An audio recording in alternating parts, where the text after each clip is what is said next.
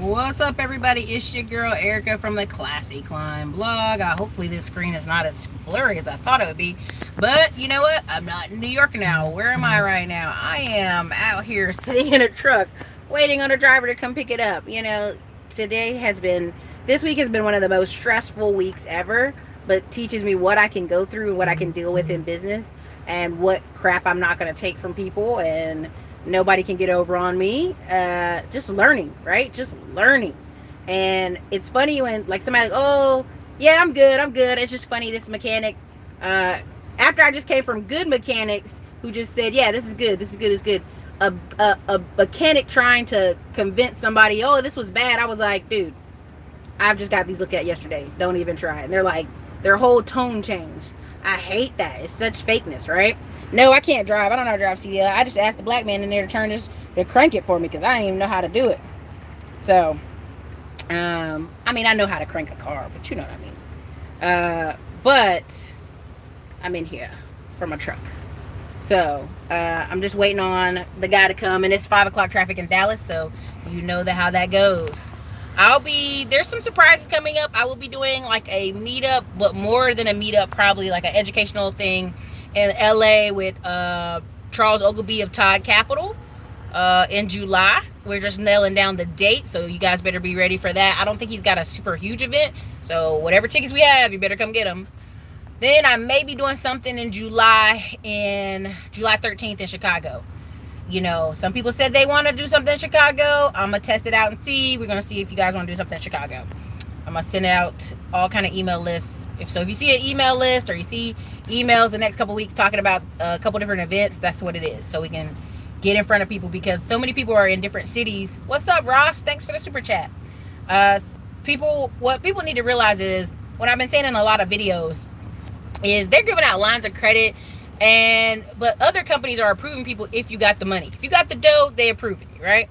And what happens is, when I went to go try to find some financing just as a backup, just to see what I could get for one of these trucks, people were like, hey, you got 20%, we'll do whatever. You got 15K, we'll do whatever. And what that tells me is people are really struggling. Like, if 15K is the bar, even though you're like, Ericka, it's a $50,000 truck. Some of the trucks are 50,000. 15K seems like a lot. Well, it's 15K seems like a lot when the average American is struggling to have $400. When the average American is struggling to have $1,000. So to me, what that shows is signs of people have bad savings habits. People aren't saving. People aren't being. This is the back of the truck. This is the bed, mattress, everything. People aren't saving. People aren't investing their money. Or they're not working. Like prime example, I posted something in the community group, and I know I'm going to get a lot of rage from people, but a long story short, a black man that's 39, and this is important. I know you're going to say it's not important, but it is. He's 39. He's got $300,000 student loan debt. He's only making like 25 to 40 by himself a year in New York City, like upper New York, not New York City, but upper New York. He goes overseas for a month on a vacation on a ticket and finds a wife and brings her back from Thailand.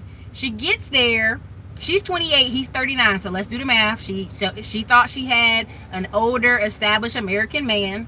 Thank you, Gigi Brown, for the $2 super chat. And homeboy, she get there and he don't tell her. She finds mail that shows he owes $300,000 in student loan debt.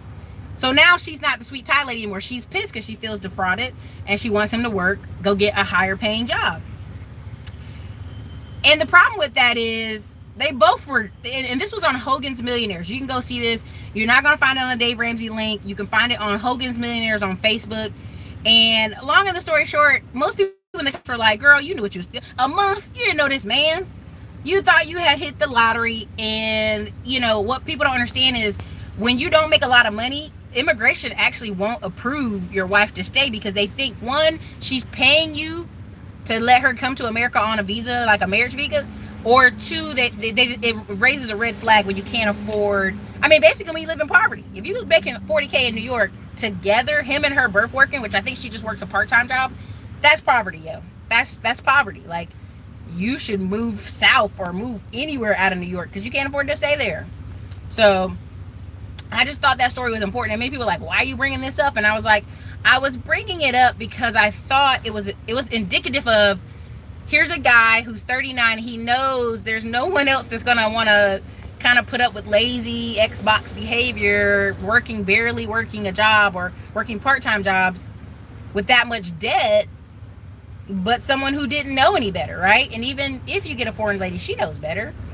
But it's also placed to the bigger American thing where people think, oh yeah, they should go to the Midwest. That would probably be much cheaper. It's people sometimes thinking they can get over. But everything comes to an end, right? Like I told you guys, yeah, watch 90 Day Fiance. I know.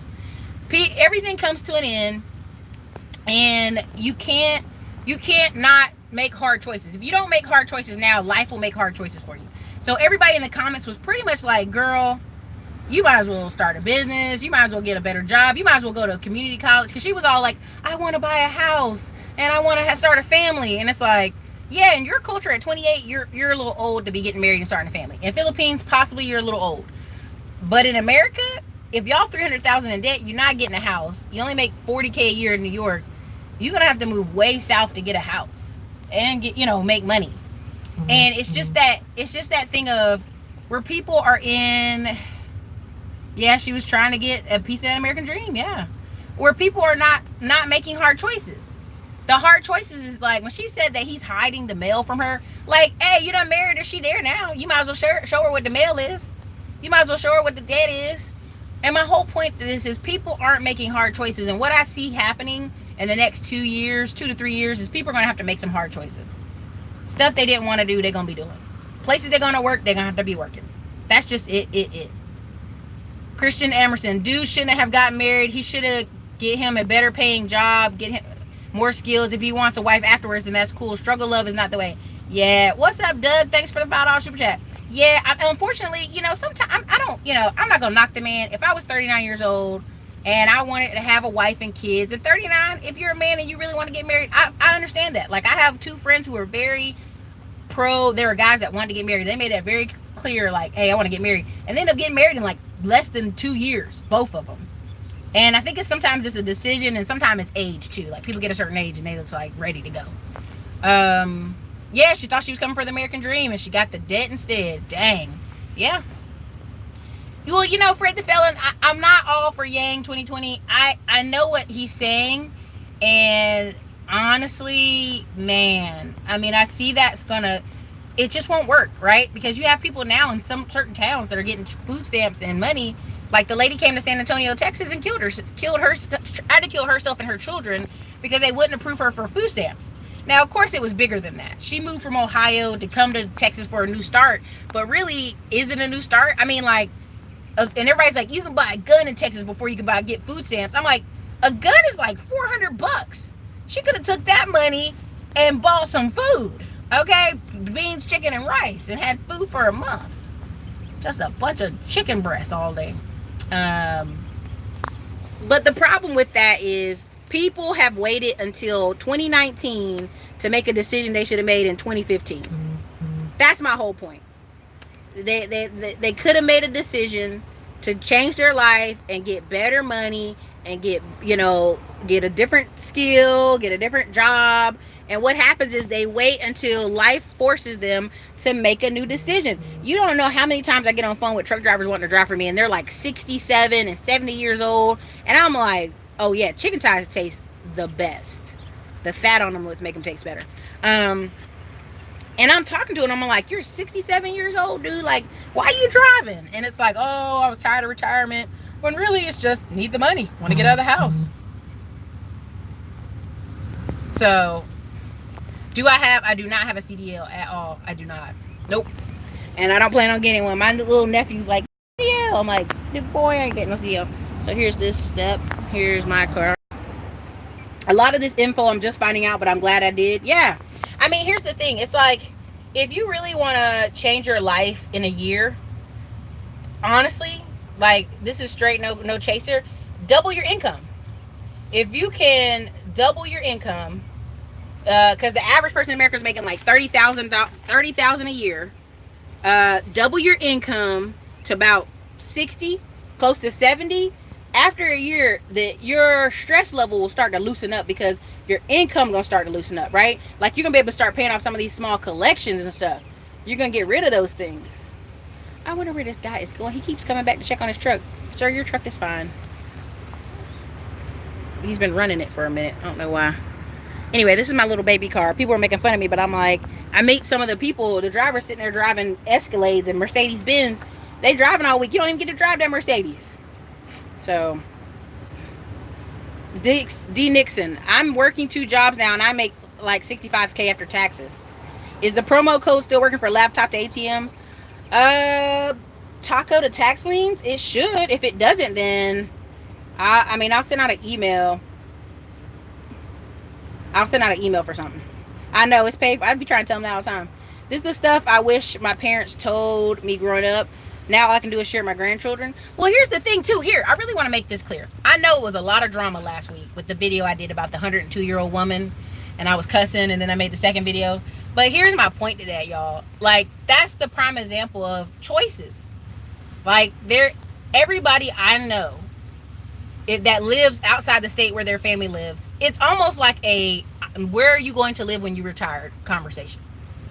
Like, even my family, they're like, well, you know, you're not married. You want to get a retirement house in North Carolina where you going to live close to us? Because it's just, that's the old school. You know, the old school is you stay near your family. That's who's in charge of taking care of you. Not society at large, not churches, not nonprofits. Your family, your blood. Now you're gonna say, Ericka, some people don't got family. That's really, you know, that's you know, again, we create our own problems. We got to create our own solutions. But also to the fact is that people are going to live longer. I think y'all really don't believe me when I'm saying, when some people say, oh, I'm 40 years old, Ericka, is it too late for me to get in tech? Is it too late for me to get in nursing? Is it too late for me to get into all these different careers? No. If you live to 80 years old, what you gonna do? Keep working a job you don't like for low pay? No, you might as well go ahead, get some training, get a new job, get yourself up on a better level. I want to see if I'll make this joke. You didn't bring me back no Starbucks? I said you didn't bring me back any Starbucks? I got some French fries if you want them. No, I'm just messing. It's okay. I went to In-N-Out Burger. Oh. They gave me an extra order of French fries. Oh, no, but thank you, though. You're welcome. I was just messing, y'all. I have the pew pew pew on me. You already know. Unnecessary debts, my bad. Family is a part of the reason I'm financially behind now. Damn. That's tough. Yeah, been the bartender is a trip. Every little emoji been the bartender does is hilarious. But yeah, I was only gonna be on here for a little bit, but my whole point is you got to partner up with people. You got to work together, and I'm for real. Yeah, for the next 5 years, I'm really serious. You got to have some rentals. You got to have some notes, some income producing something, because I see people saying, oh, it might be a recession, I'm just gonna save my money. And everybody I know, when I go to these events, that even though they talk about a recession, they are doubling down on investments. And I can't name no names, but I was at an event and these guys, every single one of them had just bought apartments. And then another one had bought, like, oh, I would never buy single family homes. The other guy's like, I just bought 20 single family homes in this one area. So it's like, people are going to tell you on the news to do one thing and they're doing the exact other. Prime example, Bigger Pockets is sitting here telling you not to invest in the hood, but then in every comment section they're like, oh yeah, I bought some houses in the hood and that's why I say don't buy there. So you're buying houses where you're telling me not to. I think this is a DD13. Where's the little thing at? Hold on. I think it's a DD13. I don't know. Hold on. Let me look around. It's on some paperwork in here. I'm not a bar. I'm sorry. My bad. But that's all I'm saying. I keep going to events, and then, like, when you go to VIP dinners and mastermind events and different things, all of a sudden they're like, yeah, I'm doing this or I'm doing that. And you're like, wait a minute. But you just told everybody to do this. Now, the reason they do that is because, just like Dave Ramsey gives a very banana generic thing. And it's like the baby steps. And people are like, what are the baby steps? What are the baby steps? Honestly, save up some money, emergency fund, $1,000. Then pay down your debts, smallest to largest. People get so mad. I think it's a DD15, honestly, for y'all asking. I'm really sorry. It's probably on another piece of paper I have in here. Oh, Lord, I'm dropping stuff. I don't know. We'll see in a second. But you know, pay attention to what people are saying. And Grant Cardone even told this on himself. He said, listen to where somebody's giving you advice from. Listen to where they're at in the cycle. Now, of their life and their career, right? You got Gary Vee talking about never buy a house. He just bought him and his wife a brand new house. You got Grant Cardone talking about never invest in single families. Okay, well, there are people who are millionaires from investing in single families. You know what I mean? It's like, again, yeah, the lady on Bigger Pockets was making $20K a year as a waitress, got 20 houses in the hood. Now imagine she didn't do that. She'd still be a waitress somewhere. It's the stuff they're telling you. Pay attention to what people are saying to you, man. It don't make no sense. It don't add up. You gotta listen. You gotta listen. You gotta make a note. And I'll put it to you this way. In my book, I talk about you should buy silver. You should buy a little bit of gold, just a little bit, some land, some a combination of investments. Now, why do I say that? And I say because this way, even investments, when you buy rentals in two different cities. So let's say I buy rentals in Detroit and then I buy them in North Carolina, right? And you do it. Now if one thing goes wrong in Detroit, so what? You got rentals in North Carolina. If one thing goes wrong on your land, so what? You got this other thing. You can't have, I'm not gonna say don't have all your eggs in one basket. I'm just gonna say make your basket make sense.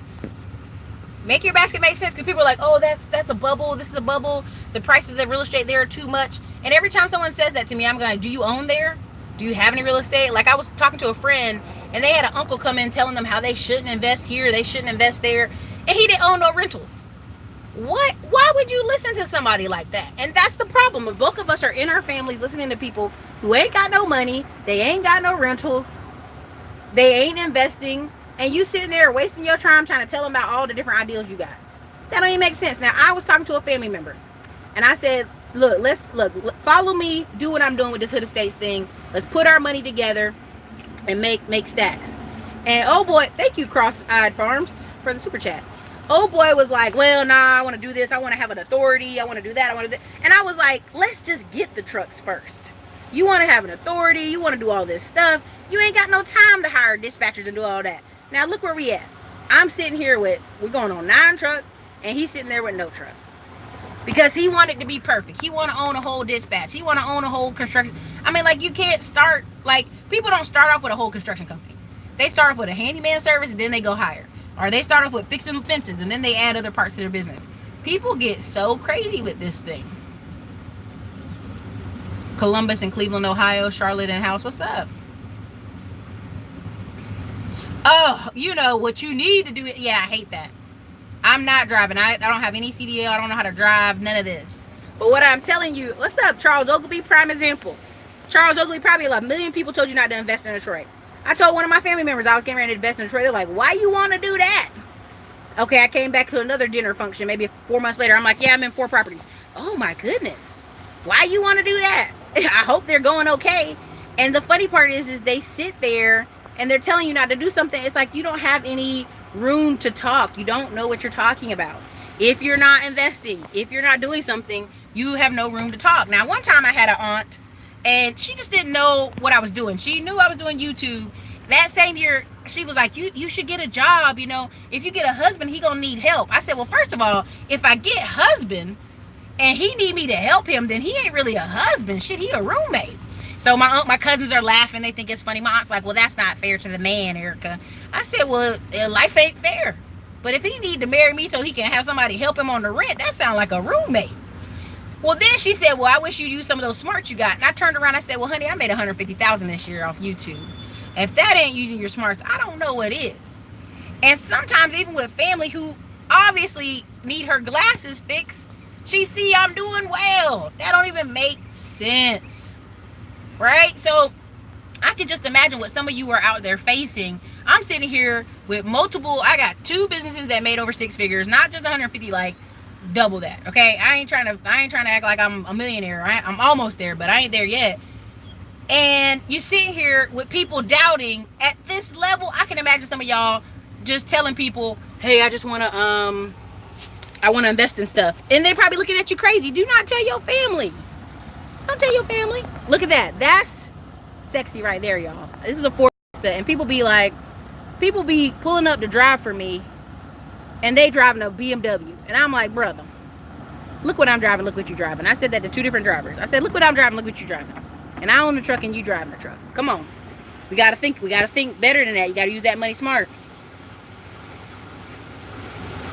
Ericka, that's one of the reasons I respect you, because every time I look up, you're making big moves left and right. I'm not all versus a lot of people talk but don't ever do anything. Man, I don't even have time. Like, what's funny is people don't realize I be researching 2-3 hours on topics before I get on the internet. Then on top of, hold on, I'm trying to jump down without falling. Okay, there we go. I sit here and research topics for 2-3 days before I talk about them. And then when it comes to investing, I be researching stuff. I be buying up stuff. Y'all don't even know how much little pieces of land. Why is that truck sitting? Because my driver quit, and so we have another company taking over. I don't know how to crank it. Well, I cranked it earlier. The guy cranked it for me, but we had cuffed it so nobody could steal it. So now whenever you cuff it, what you have to do, when he gets over here to crank it, he's going to have to jerk it a little bit so make sure the brakes are locked up, because they put a thing on it for me. Because I was like, oh, he want to quit and not leave the key. Lock it up, damn it. Lock it up. So anyway, so you guys can see. But my point is, tenants and employees have the nicest cars. They really do, Charles. They drive around stunting hard. That's why I don't even feel bad. Don't lease on, sweetheart. Oh, listen. Let me tell you something. What people don't understand is,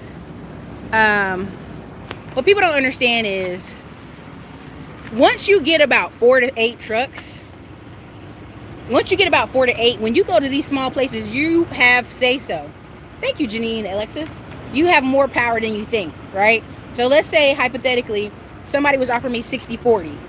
In a lot of places, Dart, which I'm getting the hell away from, offers you 60% on every load, 60-65%. But when I have this many trucks and I go to another place, they're like, damn, we're gonna offer you 80%, 80-20. I was like, nah, that's not good enough. Okay, 85-15. And that's the point. You get to a point where somebody can't offer you 60%. It's not high enough. They gotta offer you 80% of the deal. And that's you know what I mean? And the problem here, what people don't understand is, the drivers know there's lots of money being made, but sometimes they get greedy. They get greedy and they get lazy. Greedy and lazy are two bad things. Now, greedy and lazy, what do I mean by that? They want to drive, they want to go home every weekend, and they want to make the most money ever. That's not how that works. That's not how it works. You're supposed to stun on them when you've gone away all week. That's true. I mean, if you want to stun on them, you just got to make choices. But here's what I'm seeing. Hold on, it's blurry. I'm seeing men who are 60 years old out here having to drive because they got a house full of nice stuff to stun on them, and they can't retire. I ain't got time for that. People be wanting the most money for the fewest miles. Like, can I just drive 3,000 miles a week? No, you got to drive 4,000 miles a week, bro.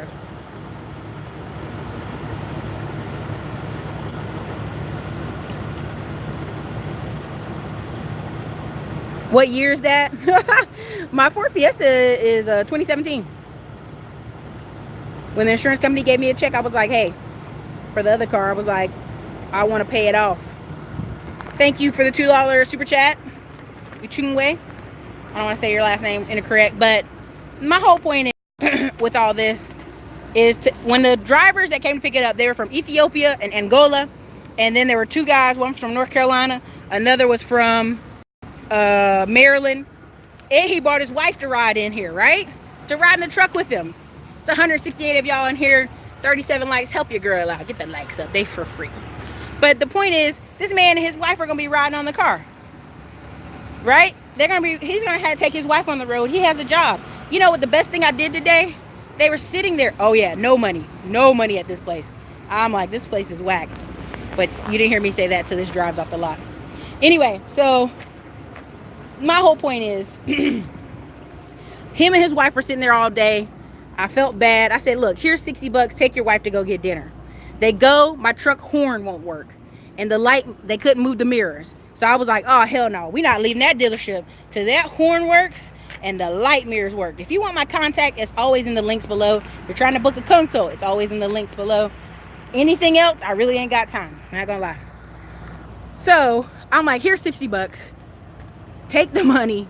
Take your wife to dinner. Well, they stuck out there like, ma'am, the truck ain't got no gas in it.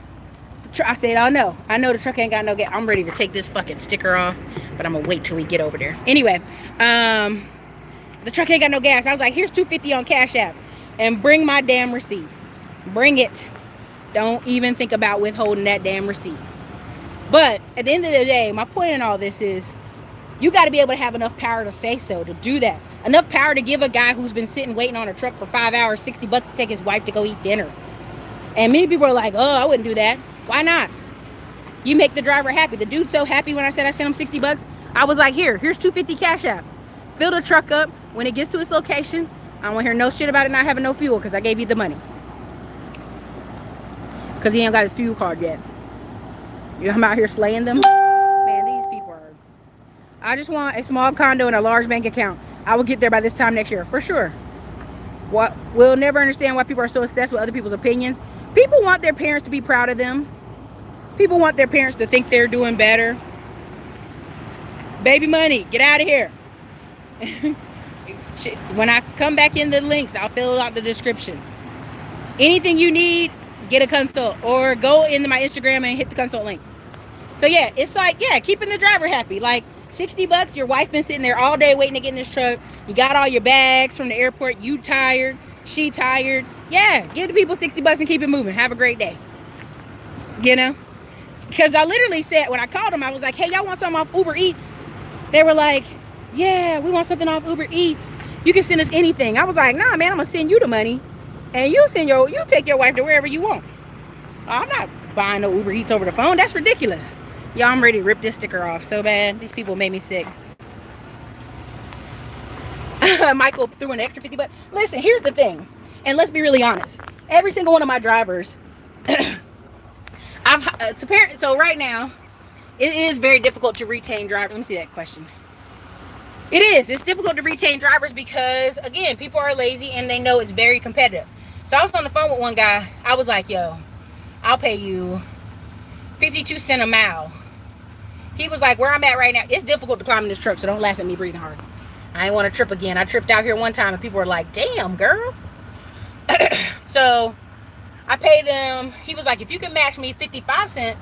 No, what'd he say? If you could beat 55 cents a mile, I'll come work for you.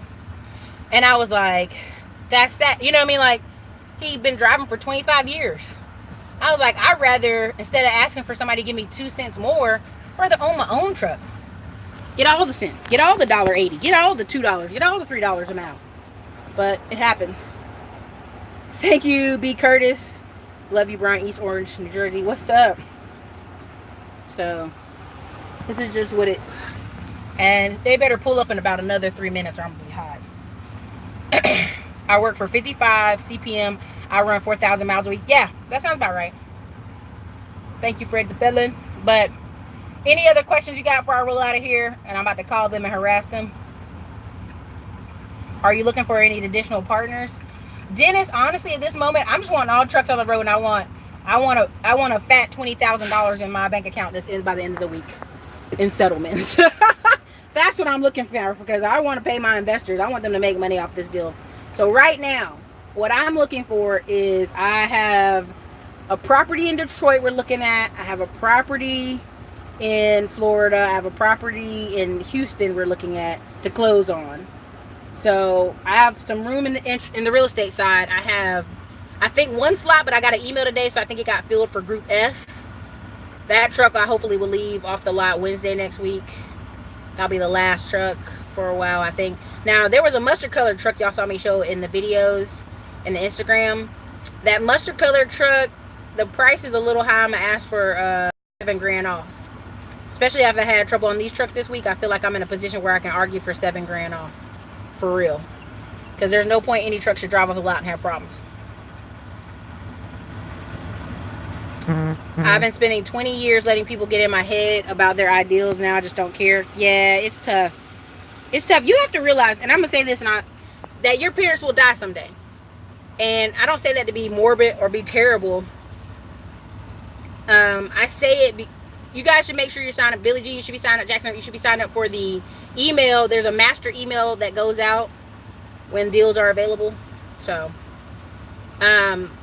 your parents are going to die one day. And I know that sounds bleak and that sounds horrible. But you don't want to be 50 years old with an 80-year-old parent and you live in your life for them. And I know two people like that. His dad His dad's wife was a homecoming queen. No, a beauty pageant winner. And so this dude, his whole life, he will not date a woman unless she is like, because there's lots of people could work for him, but he won't take anything less. And so it's like, bro, you've lived your whole life to beat your parents' standard. That's crazy. So my thing to y'all, that's my driver calling. I'm gonna get off here. Yes, I still take an investors mentor, Shelly. Check the email list, follow up me on the email list. But I gotta go. No, don't make mama take a tumble.